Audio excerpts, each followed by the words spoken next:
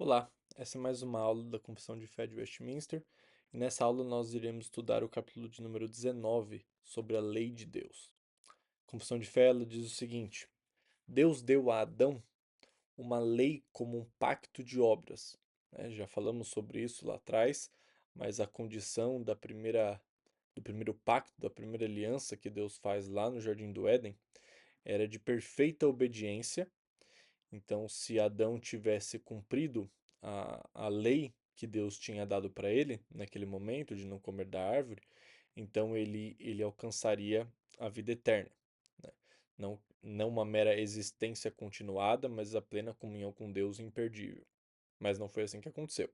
Mas a confissão diz então que Deus deu essa lei para Adão como um pacto de obras, e por esse pacto Deus obrigou não só Adão, mas toda a sua posteridade, toda a sua descendência, da qual fazemos parte, uma obediência pessoal, inteira, exata e perpétua.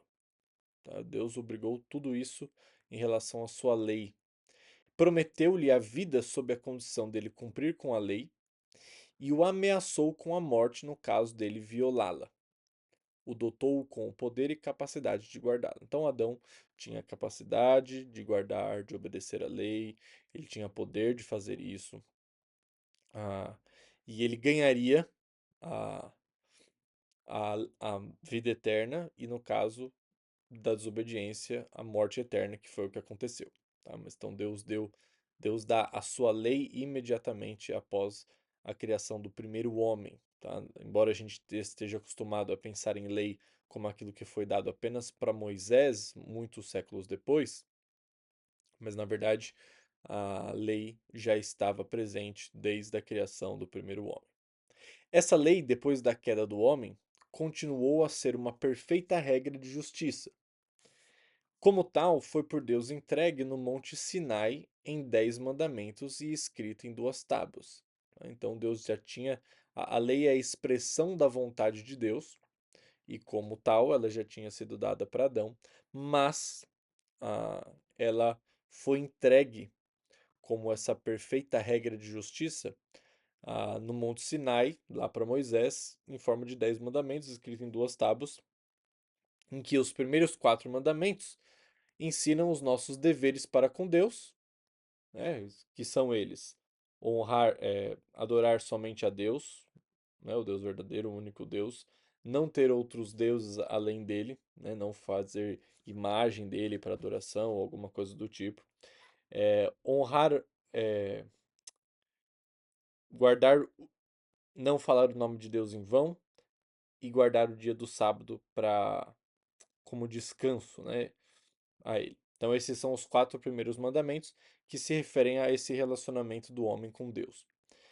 Os outros 6 mandamentos, que alguns dizem que é o que estava na segunda tábua, e é por isso até que Jesus talvez tenha resumido toda a lei em 2 mandamentos, né? O primeiro mandamento, amar a Deus sobre todas as coisas, a primeira parte, a primeira tábua da lei, e amar o próximo como a si mesmo, os 6 últimos, que tem a ver agora não mais com relacionamento direto com Deus, mas com o próximo, que seriam é, honrar pai e mãe, quinto mandamento. O sexto mandamento, não matar. O sétimo, não adulterar. O oitavo, não mentir. O nono, não roubar. Não, não roubar é o oitavo. O nono, não mentir. E o décimo, não cobiçar. Tá? Então, são formas. Essa forma de a gente dividir os 10 mandamentos mostram que o resumo de toda a lei, de fato, é amar a Deus acima de todas as coisas e o próximo como a nós mesmos. Tá? Então, é isso que a confissão de fé está falando. Os primeiros 4 mandamentos ensinam nossos deveres para com Deus e os outros 6, nossos deveres para com o homem. Além dessa lei, geralmente chamada de lei moral, foi Deus servido dar ao seu povo de Israel, considerado uma igreja sob sua tutela, leis cerimoniais que contêm diversas ordenanças típicas. Essas leis, que em parte se referem ao culto e prefiguram Cristo, as suas graças, os seus atos, os seus sofrimentos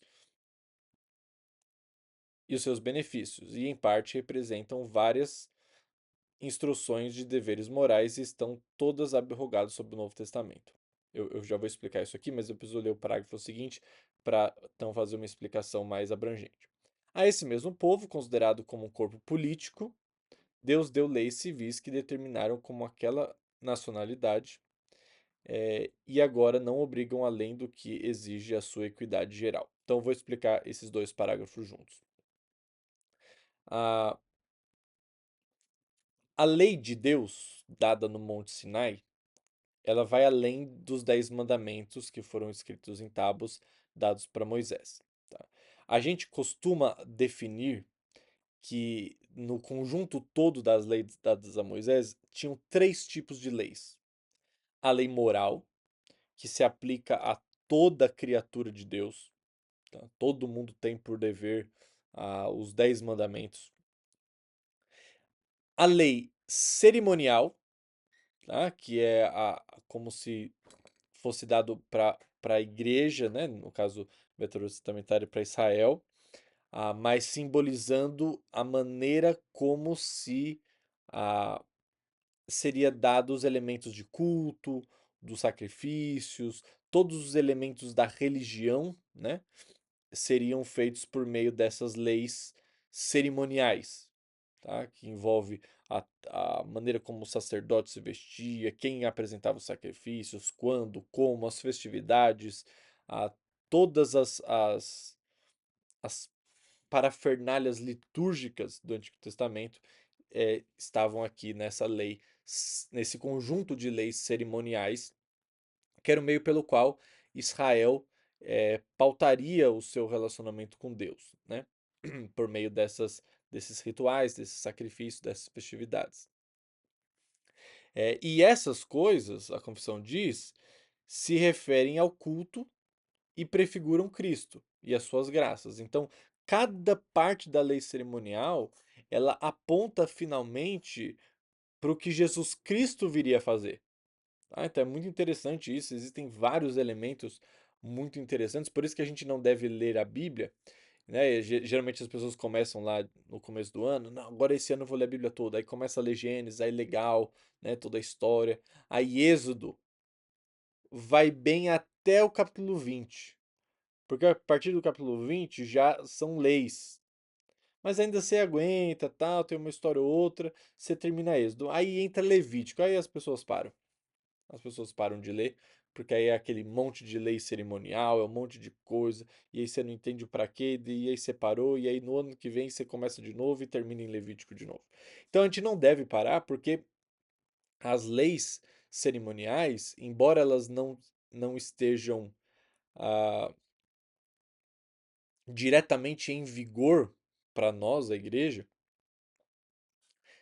e por uma razão muito simples, né? Jesus Cristo cumpriu toda a lei cerimonial, porque a lei cerimonial apontava para ele, para o que ele faria, né? Basicamente, como eu já disse em outras aulas, o Antigo Testamento é como se fosse um flanelógrafo para a criança, né? No começo, a criança ela precisa de imagem, ela precisa de sinais, ela precisa de coisas concretas. Mas depois que a criança cresce, se torna um adulto, ela já consegue ter um pensamento abstrato. Da mesma maneira, Israel, né, na sua imaturidade, no começo da sua caminhada, Deus serviu a Deus fazer uma representação, né? Com tabernáculo, com sacrifício, com animais, com roupa, com cerimônia, com objeto e um monte de coisa. Mas no Novo Testamento, muito mais simples, porque agora a gente já alcançou uma maturidade maior, agora temos a plenitude do Espírito Santo em nós, e nós podemos entender, né, até na mesma personificação de Jesus, o quanto ele cumpre todos esses sinais, né, essas sombras que apontavam para ele mesmo. Então, por exemplo, uma das coisas que eu acho mais fantásticas é a ideia de que os sacrifícios deveriam ser feitos ah, com animais perfeitos, sem mancha, sem mácula, né? Eu falei isso em aulas passadas também. E que Jesus Cristo, por quê? Porque Jesus Cristo viria e ele seria o sacrifício perfeito, porque Deus só aceita aquilo que é perfeito. Deus não diminui o padrão. E Jesus Cristo veio como o sacrifício perfeito que é dado em favor de nós, né? A questão da do Santo dos Santos, que ninguém poderia entrar, e o sumo sacerdote entrava uma vez no ano, e aí tinha o véu do templo, era um véu grosso que fazia a separação do lugar da habitação de Deus e onde as pessoas ficavam. E, e aí, então Jesus, quando morre, esse véu é rasgado de ponta a ponta, né? E aí então querendo mostrar o simbolismo, né, que agora temos acesso direto à presença de Deus, né, por meio do sacrifício de Cristo. Então tem esses vários elementos do templo, do tabernáculo, das festividades e tudo, dos sacrifícios, apontavam para a obra de Jesus Cristo. E portanto, né, uma vez que Jesus Cristo cumpre todas essas coisas, né? Uma vez que isso acontece, a sombra já não é mais necessária, né? A não ser como ilustração, a não ser como uma percepção até melhor do que Jesus Cristo fez. E eu não estou dizendo que a gente não deva ler as leis cerimoniais, elas são importantes para que a gente entenda através delas o impacto do sacrifício de Cristo, a abrangência, né? E uma série de detalhes que muitas vezes passam desapercebidos se não temos uma compreensão bem clara da lei cerimonial. Então, a lei moral, são os 10 mandamentos, servem para todo mundo, tá? Crente ou não crente, para todo mundo. A lei cerimonial já não serve mais para nós porque nós temos a Jesus Cristo como aquele que cumpre todas essas sombras, né? Como eu já disse em aulas passadas também, Jesus Cristo é o destino e a lei cerimonial são as placas que apontam para um destino. Uma vez que você chegou no destino, você já não precisa mais das placas, tá? Elas serviram, foram muito úteis. Você pode até fazer uma pesquisa de como as placas te ajudaram, tudo aquilo, mas você chegou lá, né? Eram sombras, né? Uma vez que a pessoa, então, se eu estou de costas, minha esposa está chegando e eu percebo pela parede a sombra dela vindo, né? Eu posso olhar a sombra para vê-la chegando, né? Para me antecipar a presença dela. Mas uma vez que ela chega diante de mim, seria estranho eu ficar olhando para sombras ainda. É o que muitas igrejas têm feito ao se apegar nesses elementos judaicos, né? É, e se apegar a eles tendo altar, tendo Arca da Aliança, tendo aquelas, esqueci o nome agora, daquelas velas, né? Que são próprias ali da época do tabernáculo e do templo. E aí então se apegam todas essas coisas, até vestimentas, né? Algumas igrejas têm feito, quando na verdade não entenderam ainda que isso são sombras, né? Que Jesus Cristo já veio. Ok. Mas existe um terceiro tipo de lei, que é a lei civil, que é a lei que foi dada por esse corpo político de Israel, que visava dar a Israel uma regulamentação política mesmo. Pensa, Israel era um povo que tinha sido crescido, né, lá no Egito, quando José vai para lá com a sua família, e lá eles crescem muito, mas enquanto escravos. Eles não tinham leis próprias, eles não tinham uma identidade quanto povo ainda. E uma vez que eles são libertos da escravidão do Egito, né, e vão caminhar no deserto, Deus dá então aquilo que serviria para organizar o povo de Israel enquanto uma nação política. Então Deus deu leis civis na maneira como regularia aquela nação e que, portanto, embora seja uma boa representação, uma boa aplicação da lei moral de Deus, que são os 10 mandamentos, porque é isso que a lei civil é uma aplicação na vida prática para aquela época, para aquela nação, para aquela geografia, para aquele contexto das leis morais de Deus. Então, embora elas não se aplicam para nós hoje, por exemplo, nós não somos proibidos de cozinhar a a cabra no leite da sua mãe, né? Ou a gente não é proibido de construir uma casa com segundo andar sem parapeito. Mas o ponto essas coisas, essas leis civis, elas ilustram princípios importantes dos 10 mandamentos e que servem para nós a olhar para como esses mandamentos foram aplicados naquela época para aquele povo, que a gente também isso nos dá insights, luz para como nós devemos aplicar isso para nós, no nosso contexto, na nossa geografia, dentro da nossa esfera política, né? Não sendo uma nação teocrática. Então, como que aplicamos? A gente pode beber muito, né? E é muito valioso as leis civis para isso, mas não que elas sirvam como algo que nós devemos cumprir cabalmente, porque muitas coisas ali são estranhas até a nós, mas elas sempre aplicam algum princípio. Então, por exemplo, né, a ideia do parapeito no segundo andar, ou por exemplo, a ideia de você ter um boi que você sabe que ele é violento e você não tomou todos os cuidados para amarrá-lo, né, para prendê-lo, e então ele chifra alguém, ele mata alguém por conta do seu descuido, então você é penalizado de uma determinada forma. ah, ah, Provavelmente nenhum de nós aqui que está assistindo tem bois, né? E ainda muito menos soltos por aí. Mas naquela sociedade, naquela época, esse tipo de lei servia para exemplificar o mandamento de não matar.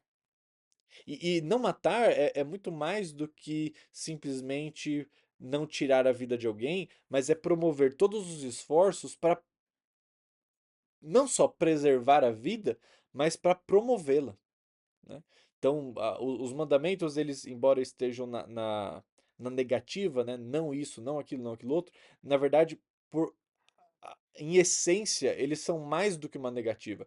Eles são ah, uma afirmação positiva do que aquilo que deveríamos fazer. Tá? Então, não matar é muito além de não tirar a vida de alguém, mas promover a vida. E isso fica claro na maneira como esse mandamento é exposto nas leis civis.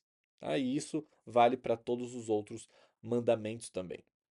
Então, a lei civil de Deus para Israel não se aplica diretamente a nós, mas os princípios nelas encontrados e a maneira como as leis morais são aplicadas na lei civil, isso serve de muita utilidade para nós. E como eu disse, a lei cerimonial também serve de utilidade, embora nós não tenhamos que fazer sacrifícios, embora nós não tenhamos que celebrar a festa dos tabernáculos ou as parafernálias litúrgicas que Israel tinha, nem templo, nem tabernáculo, nem arca da aliança, mas todas essas coisas servem para nós como esses ampliadores da visão que temos a respeito do que Cristo fez e de quem ele é.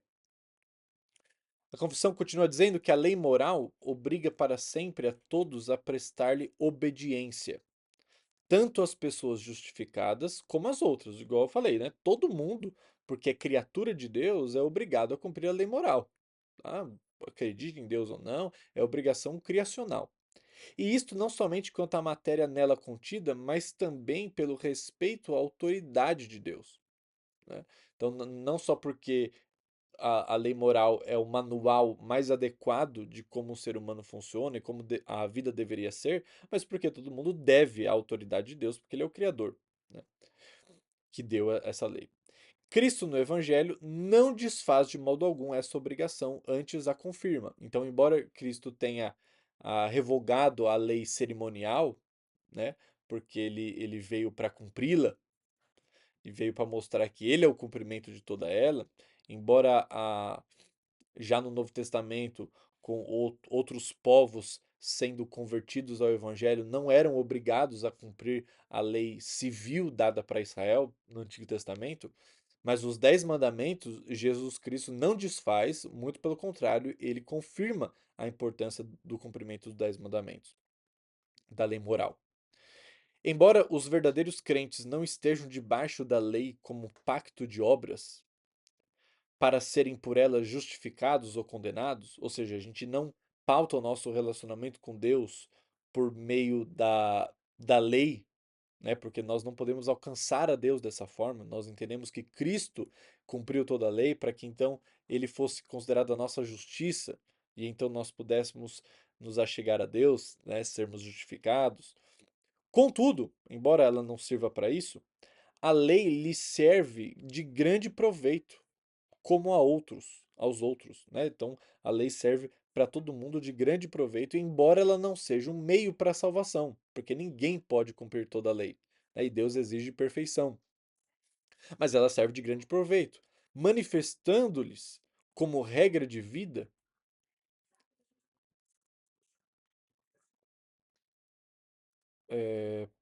manifestando como regra de vida a vontade de Deus e o dever que eles têm. Então a gente pode conhecer a lei, né, na lei, qual é a vontade de Deus, né?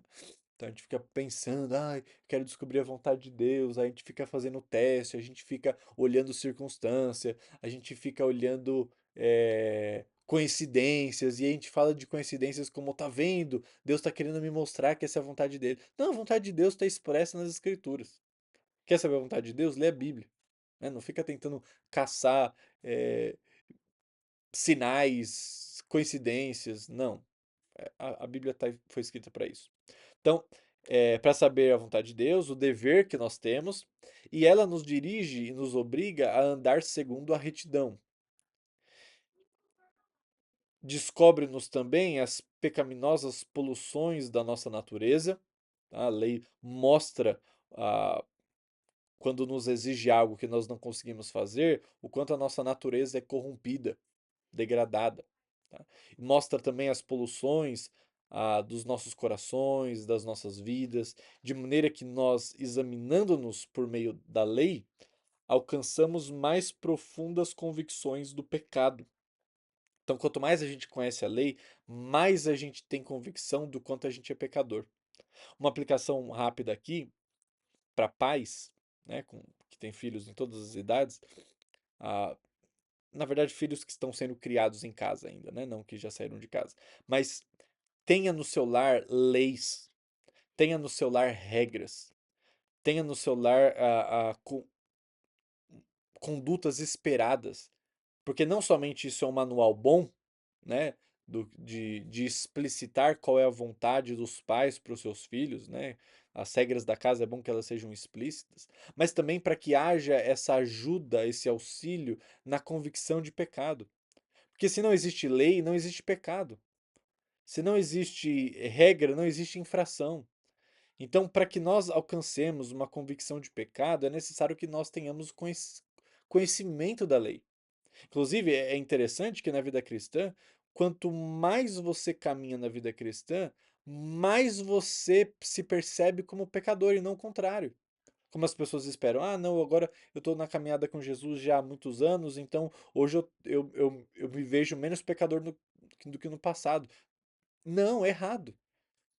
Porque a gente cresce em conhecimento, por exemplo, da lei, a gente percebe que mais coisas são pecados do que a gente estava disposto ou do que a gente tinha conhecimento que eram, e a gente começa agora a aumentar a nossa convicção de pecado pelo nosso maior conhecimento daquilo que Deus espera de nós através da lei.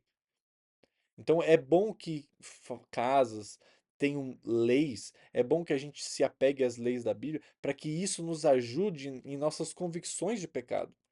Porque quanto mais a gente sabe o que Deus espera de nós, mais a gente percebe o quanto a gente está aquém daquilo que Ele espera. E, portanto, isso aumenta a nossa convicção, nos causa maior humilhação e até apreciação da necessidade que temos de Cristo.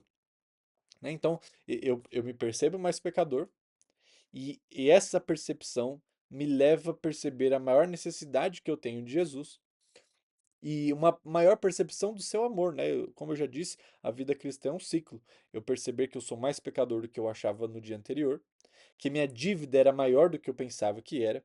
Se minha dívida era maior do que eu pensava que era, o sacrifício de Cristo, que é a fiança que foi paga em meu favor, foi maior também. Eu achava que eu devia R$ 10, mas eu descobri hoje, na minha maior compreensão da lei, que eu devia 1.000.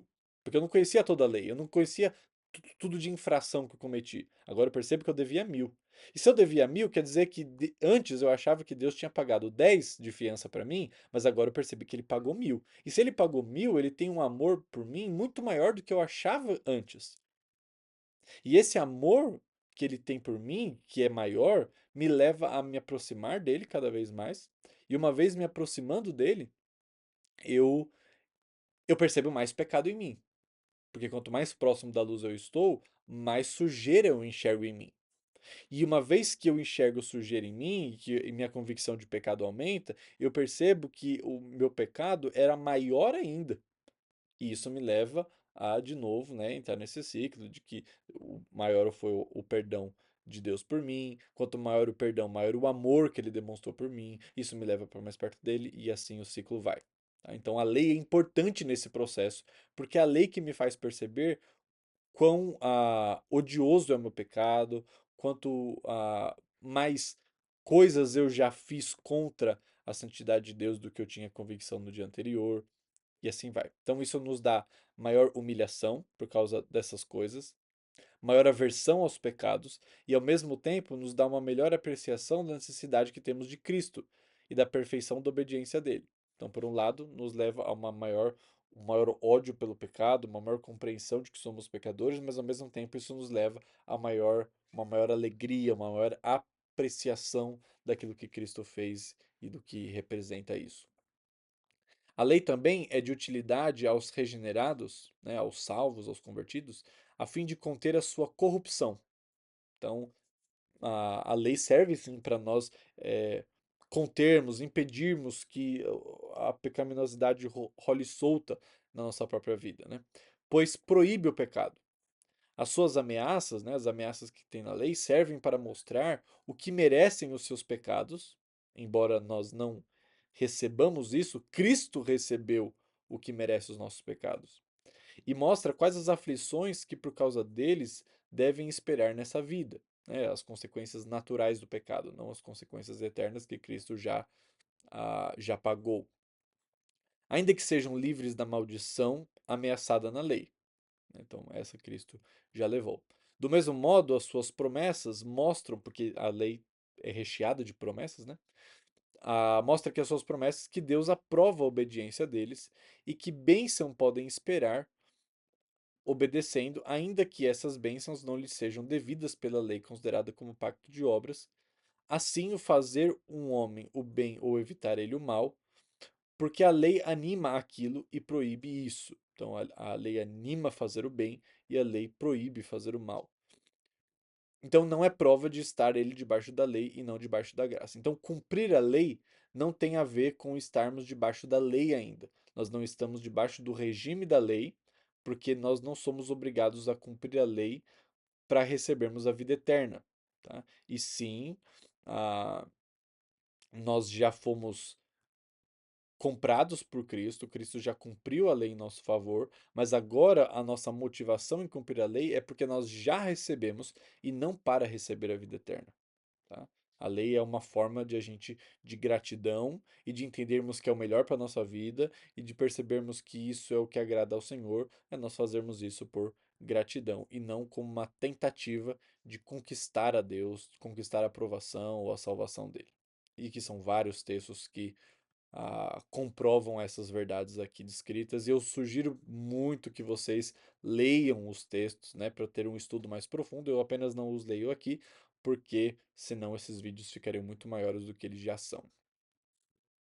E por último, a confissão diz que os supracitados, né, os usos da lei que foram citados agora, não são contrários à graça do Evangelho.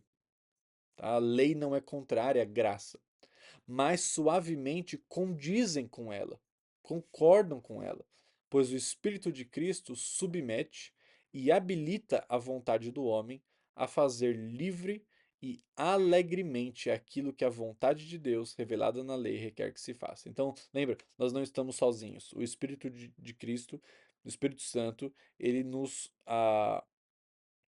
convence do pecado, da justiça e do juízo, mas ele também efetua em nós o querer e o realizar. Então, o Espírito nos habilita, o Espírito que é dado pela graça, nos capacita, nos habilita a fazer a lei de Deus não mais como um dever, meramente, mas como uma opção alegre. Alguma coisa que estamos experimentando a boa vontade de Deus quando cumprimos a sua lei, que nos livra de vários perigos, que nos livra do nosso próprio coração, que nos aponta a sua vontade, que nos aponta um caminho de alegria. Então, a lei não é contrária à graça. Tá? O Evangelho nos impulsiona para o cumprimento da lei moral de Deus por gratidão. Tá? O Espírito Santo nos capacita ao cumprimento dessa lei. Então, jamais, de nenhuma maneira, poderíamos fazer uma oposição entre lei e graça, porque essa oposição é totalmente contrária às Escrituras. Então, que Deus nos ajude no cumprimento, na percepção adequada da sua lei e no cumprimento da sua lei por gratidão a tudo que ele fez por nós. Deus abençoe e até o próximo vídeo.